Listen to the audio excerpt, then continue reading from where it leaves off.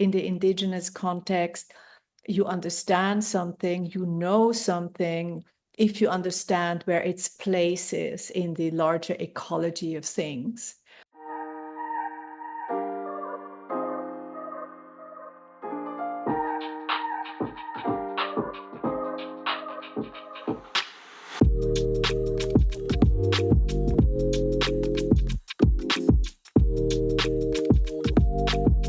So, hello everyone, and welcome to another episode of Design to Connect. Today, in our season about her, we have Ursula Biemann, which we are really excited to have. Ursula is an artist, author, and video essayist. Her work is strongly research-oriented and involves fieldwork in remote locations from Greenland to Amazonia, where she investigates climate change and the ecologies of oil, ice, forest, and water. Her practice spans a range of media, including experimental videos, interviews, text, performance, photography, cartography, props, materials, and all coming together in forms of spatial installations. In 2010, she co-initiated the collaborative Word of Matter project on global resource ecologies. And since then, she has done so many other interesting projects that we are going to talk to her about today. So welcome here, Ursula, and we love your background. Thank you very much for having me. I'm speaking here from Zurich, but I'm permanently in the Amazonian rainforest when it comes to Zoom conversations. So here I am. Amazing. Thank you. Great. And welcome from myself as well. And so we had the chance to see your work last year at the Venice Biennale, which I have to say I was really excited to go to because like the title Foreigner Everywhere really resonated with me. And, also the fact that the curator was talking about what it means to be an agent of change. And, seeing your work was really enlightening, and not seeing something that you usually see at the Venice Biennale was pretty exciting. And I feel that a lot of time when we talk about, the scientific work, or whenever we go into a place, we don't really go and we don't have a relationship with people living into the actual place. And I'm really curious to know, how did you started your journey as an artist? How and maybe why, if there is a why. Well, that moment is a long time ago, so I hardly remember myself. But I was in art school in New York, and after art school, I was really frustrated about having to produce so much. There's such a focus on production. My work as a video maker started right after our art school, which took place in New York. And I decided to go to the US-Mexico border in Ciudad Juarez to investigate the conditions of women there on the border and how they worked for the electronic industry and were pulled into this production for the North and so on. So you could see in one spot, you could see the entire scheme of globalization panning out. Really was impressive. And I went about it in quite a theoretical way, actually. I was documenting women in the labor situation, but there was always a kind of a theory about performativity, about gender on the border, and so on. So I established kind of a way of making videos from the very beginning that I still practice today. I go to some kind of a remote location. I document situations that seem to me really relevant. In territories in transformation, so to speak. And then I comment on it through a theoretical voiceover that is kind of an overarching narrative that I decide what I want to do with this material, no? And usually I will start with not so much with a political interest for space, but with a philosophical idea that I find enticing at the moment. And then I look for a place where this could be acted out, you know. Mhm. And so actually through the years, I've looked at many territories in transformation that had a lot to do with the extraction economy, with gender relations in the kind of in the and new technological sphere of globalization. There were many such topics that maybe that I even continued to do series of works on it that looked at the problem from various angles, a bit like you are doing. So yeah, I think many of these key interests from the very beginning are still with me today. And you mentioned the piece at the Venice Biennial that I did in Colombia. Yeah. And that's a kind of that is quite a departure from me, actually. Because as a filmmaker, I would go to Ecuador, to the Amazon, and interview a number of interesting people, and then pull it together. And these field trips would maybe be 2 weeks, and then I come back and I construct a message, right? And in the case of Colombia, that's a project that started in 2018. I was actually there going back and forth for a number of years and really working very closely with a particular community. And that was really quite different. But I was really ready for this because filmmaking is sometimes, it's also a bit frustrating because you bring the topic to the West or to a global community, but it doesn't really make a big difference for the people there on the ground. So that can be sometimes a bit frustrating. So when I got the invitation to collaborate on a big plan they had to co-create an indigenous university in the Amazon, I thought, well, this it's now or never, you know. When do you get a chance to get involved in such an interesting project? And it was about epistemic research, about how other people produce knowledge in a completely different way than we learn at our universities. So Yeah, and that's how it all took off, this adventure. Beautiful. and it's so nice. You started basically with your luggage always with you. So from New York to the Mexican border and then into the forest. And I think, yeah, I understand what you mean, but I feel that the medium you are using is so powerful because it's a tool at the end, as many tools we use, but it's a powerful tool to, make people at the forefront as main protagonists of something that is happening and something that is changing. So it was really amazing for me to, to go into the video and instead of seeing what we call a university, just a room with a lot of chairs and tables, just seeing the forest, which is completely different way of going into knowledge. And probably, experience is always the best way to gather knowledge.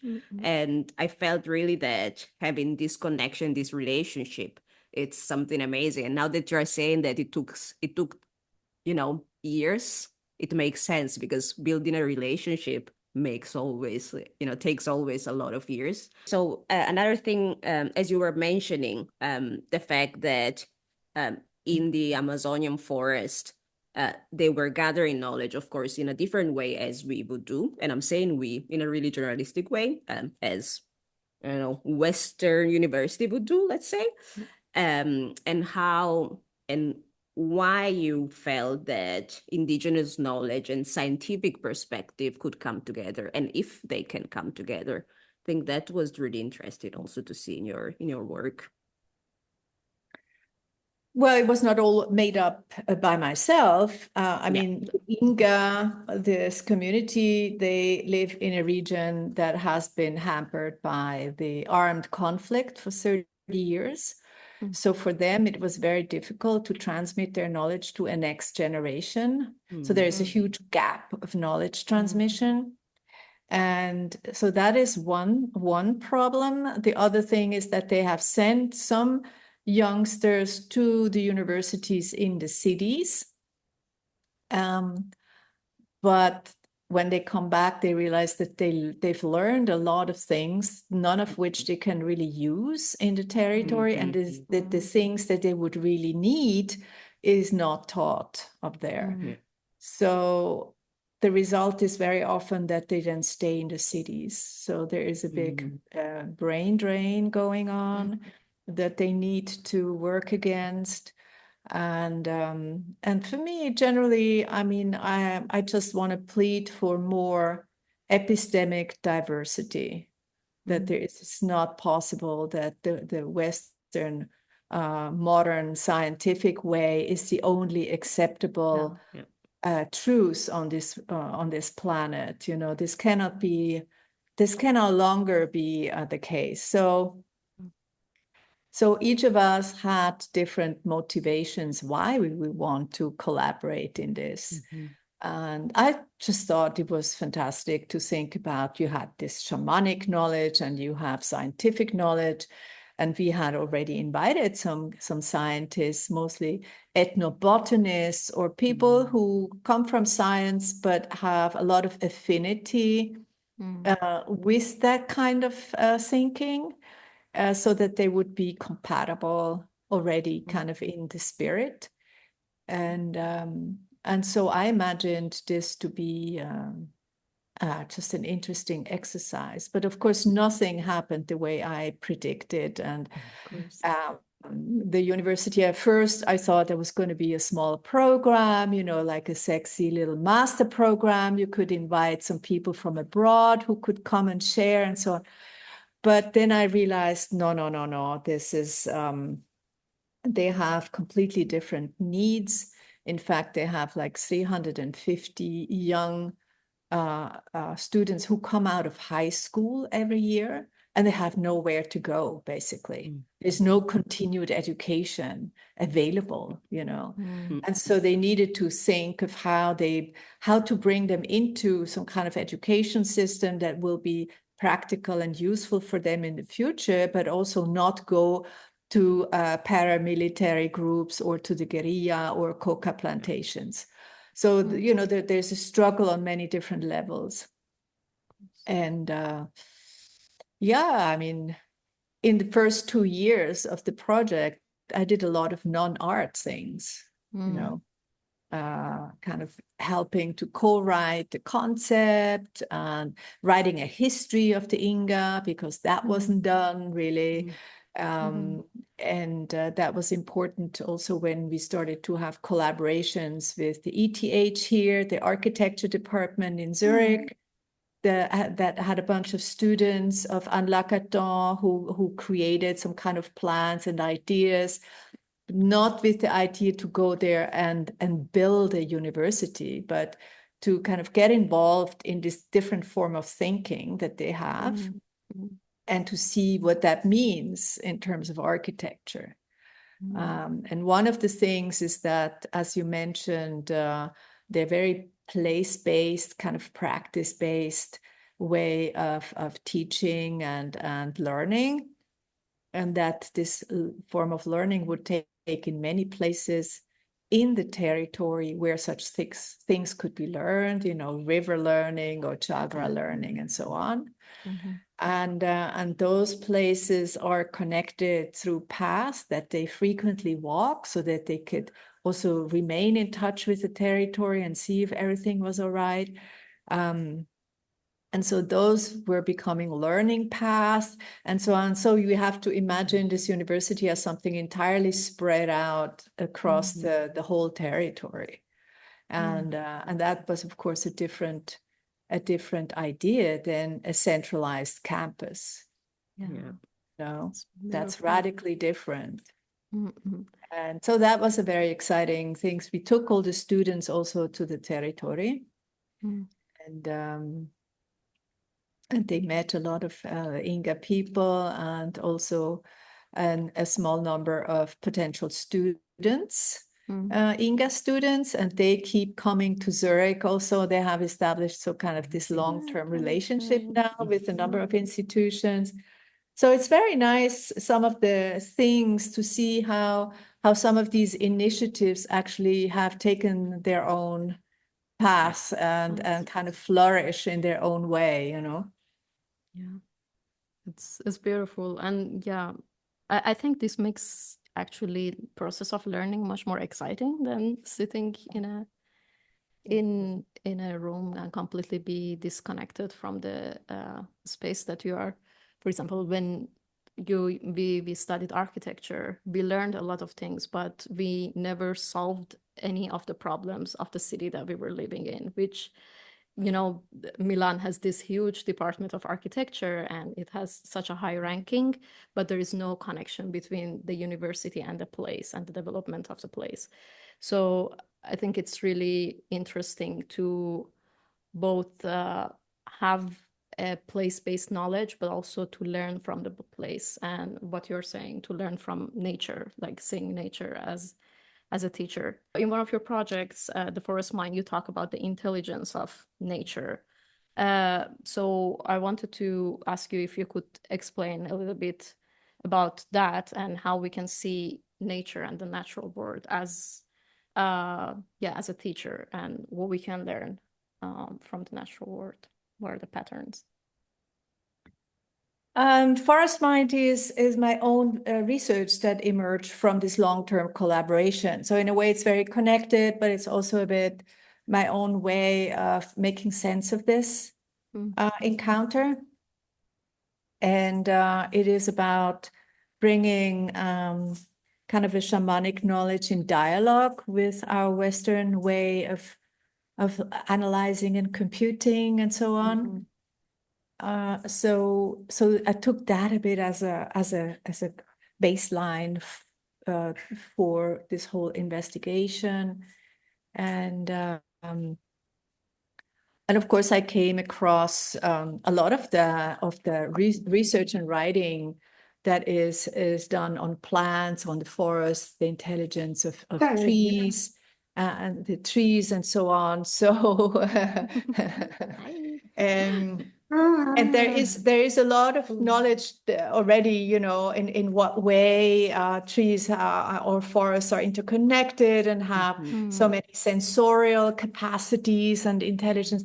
But for the indigenous people in the Amazon, this intelligence goes much further. It is really more like an entirely spirited way of thinking about the territory and trees or other entities as intelligent beings. So the interaction with them would be from person to person. And I think that makes a huge difference, that in terms of Western science, taking more of a distance, analyzing and describing something to understand it, whereas in the indigenous context, you understand something, you know something, if you understand where its place is in the larger ecology of things. And of course, you are part of that ecology. So you know, so you're always kind of implicated as an agent in the making of this understanding. And so I think that's in itself a very good way of going about it. But then the other way is that the indigenous culture has also a form of science, and that is related to ayahuasca. The shamans are the scientists, if you will, in this culture, and their way of understanding the natural world is through visions and through the psychoactive agencies of the plant. And the plant itself is a major higher being that is, of course, also an intelligent person. So their sensorial apparatus has just been trained through millennia in a very different way than ours, you know, so that so that what they perceive as reality is clearly a different scene than what we see, you know. So that in itself was really fascinating to get to know, but also to experience it, because for every session of learning, you also have ceremonies, and foreigners like myself are expected to become part of these ceremonies if you want to really enter and do some serious work with that community. To do a ceremony is for them also a way of scanning you and your intention. And so yeah, so that was quite an experience. And then in the film, of course, I tried to understand better how this works, even from a scientific point of view. And one of the discoveries is that DNA or quantum DNA is kind of our understanding that every living being is interconnected, right? Because DNA is the same in all life. It's the same language, the same construction codes. And so given that it is quantum, that is, there is a kind of a biophoton, as a DNA emit light waves. It's very low, but it's a very consistent frequency. And so we can suppose that through training, you can actually sense this if your brain is activated through the psychoactive plant. And so this kind of animation, this animated landscape, this animation is what Indigenous people call spirit also. It's the spirit in the natural world that is visible, potentially visible. And so that was stunning, and I wanted to know more about what Western science is doing regarding DNA and the rainforest. And I brought some materials to an ETH lab here in Zurich. I brought a sound file and an image file, a digital file, and a seed of a big tree from the rainforest. And the lab translated this, transcoded it into DNA language. It's done by the sequencer computer. And that process creates a visual.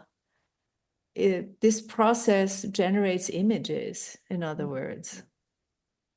It creates kind of a pixelated image. It looks like a gray blob, very unattractive. But when you zoom into it extremely, then you start to have these pixelated, colorful landscape. And I'm using those images in the video, also in the making of the video. I also wanted to really know about how we create or read reality, because the confrontation with this different way of doing things made me ask a lot of questions about how does science understand this process. And of course, it speaks about all these data that we collect through our sensorial apparatus, through our eyes and ears and so on. But this comes in completely fragmented manner, some color, some patterns, some sound file, and it is a kind of a center in the back of the brain that puts it all together to give us some kind of coherent image of what we are looking at. But the interpretation of this image, what it means, is a process that is acquired. It's a learned process from very little, that we come to Earth and learn all these things. So we have to understand that reality is something that has more to do with writing than with just reading. It is a production of our mind. And of course, if that is, if that which we learn for the last 30 years is a particular vision of reality, then we think this is for real, you know? And so the reality is something much more fluid than we think of generally. We don't have to fixate on, oh, I know, you know, it's not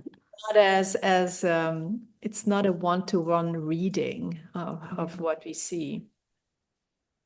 So, and that is why I'm saying in the film, the forest and the perception of the forest is one and the same thing, you know. The perception of the forest is the only thing we know about the forest. Yeah. And so it's a mental connection that we have to the place. And I think the Indigenous cultivate this mental connection and see also the spirited dimension of the forest in a much more realistic way than we have blanked it out. You know, we don't participate so much in this. We see it as a resource, as an economic factor, you know, as a producer of oxygen and so on. It's doing something for us, but also in Colombia, you become aware that that the history of Colombia is where natural science got a real big boost at the same time as colonialism, as colonial conquest. So colonial conquest, the ideology of colonial conquest is very inscribed in the natural science, in the procedure and the methodology of natural science.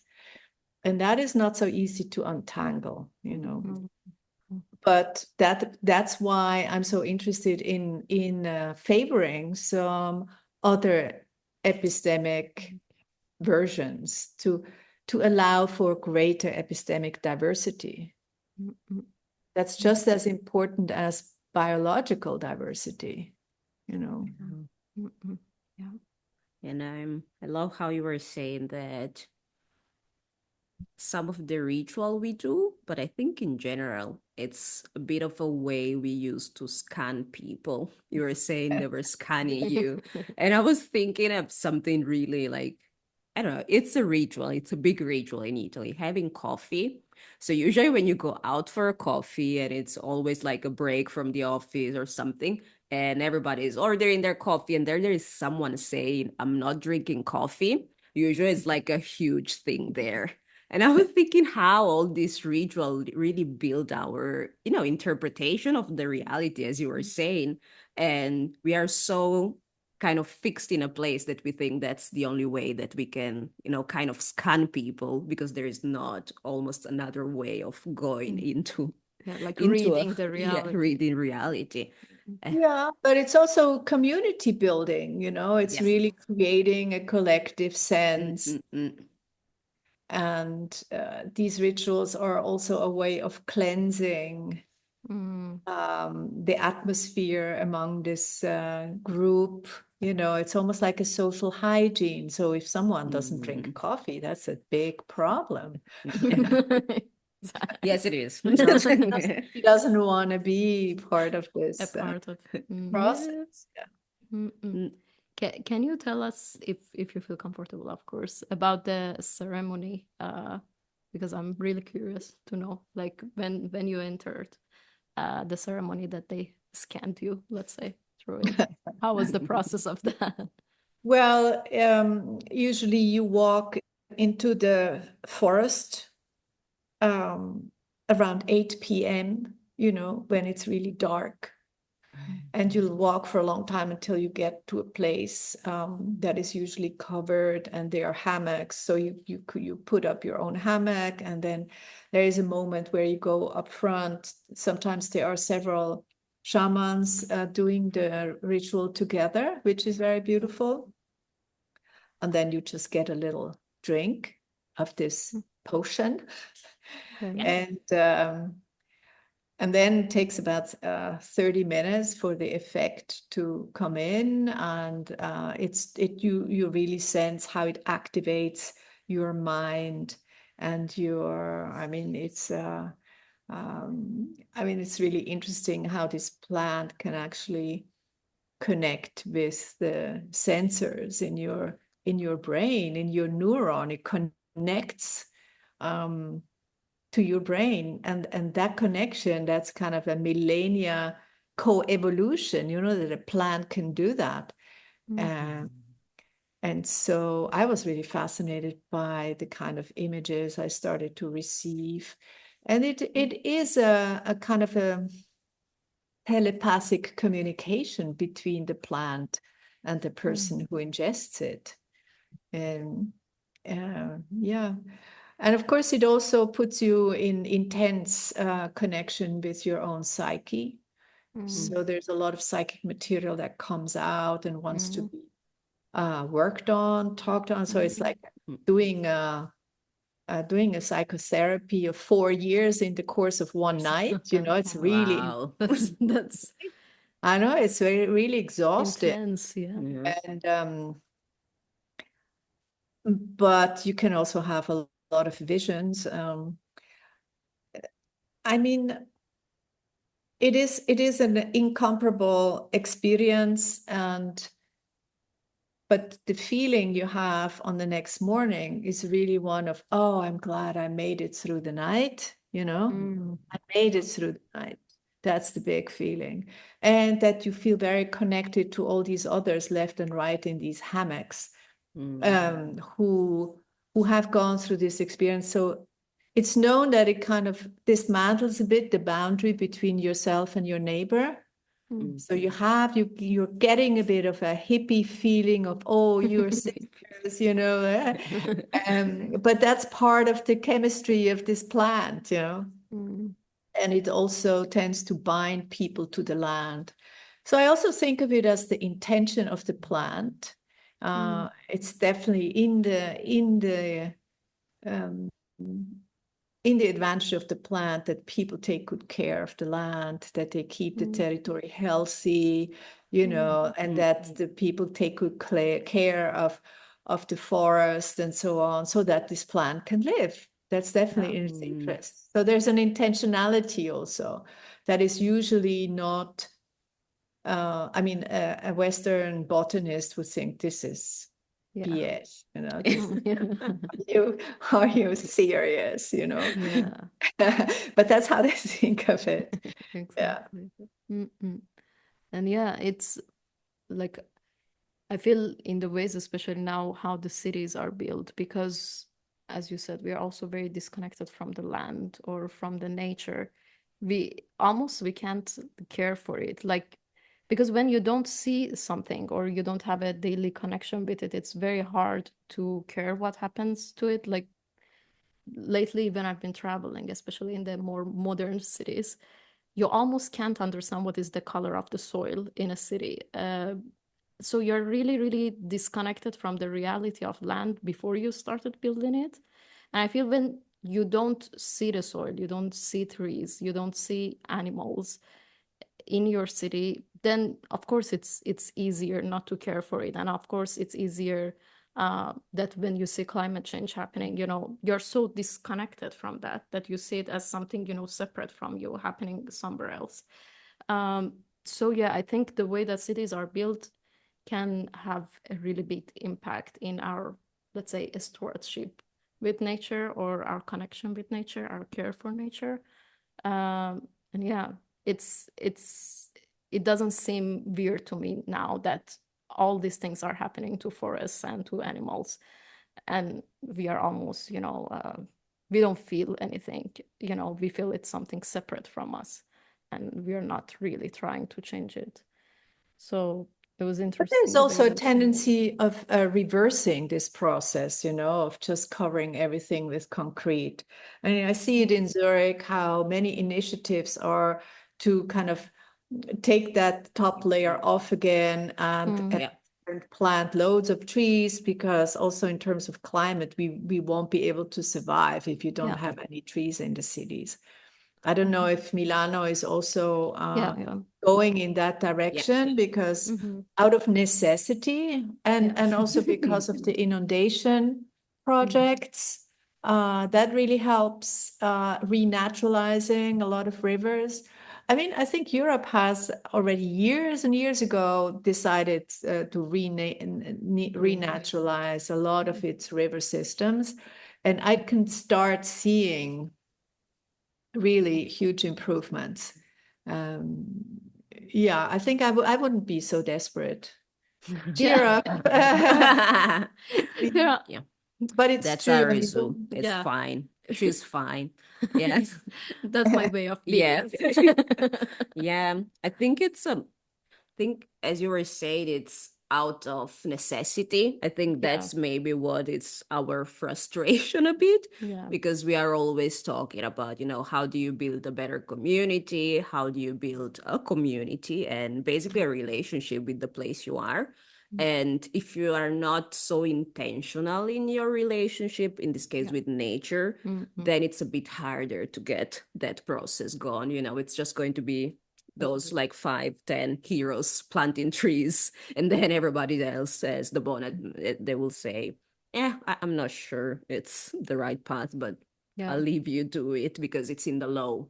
And then I was just recently at the Yeah. the new institute in Rotterdam, and we made a little tour as part of our workshop with Santiago del Hierro, who is also an architect from Ecuador, and the gardener there took us around, and he was very proud of a new area that they had changed completely in a totally kind of ecological zone, with with enormous biodiversity, all local species and so on.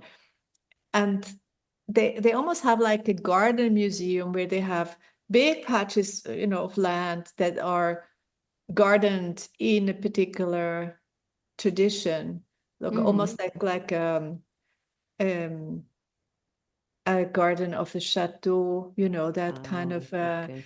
garden, and another one from the 60s. And now he has this biodiversity garden.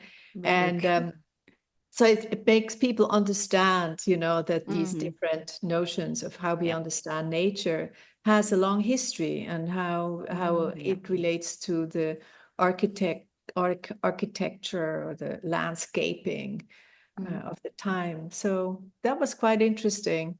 And of course, when you have such a place, then you can do you bring a lot of schools, classes, and do that teaching, and they start to recognize it, because Yeah.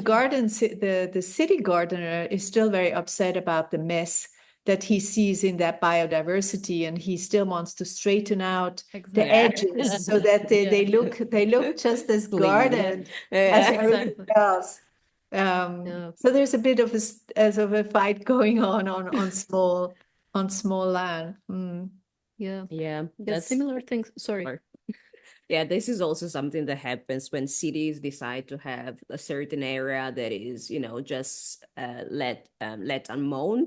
So it means that a lot of citizens will go and complain and say, "Oh, so you're not mowing the grass," but Yeah, it's exactly. again trying to. You have these places where people could learn a bit about Yeah. that nature doesn't have to be clean as our bathroom is. Yeah.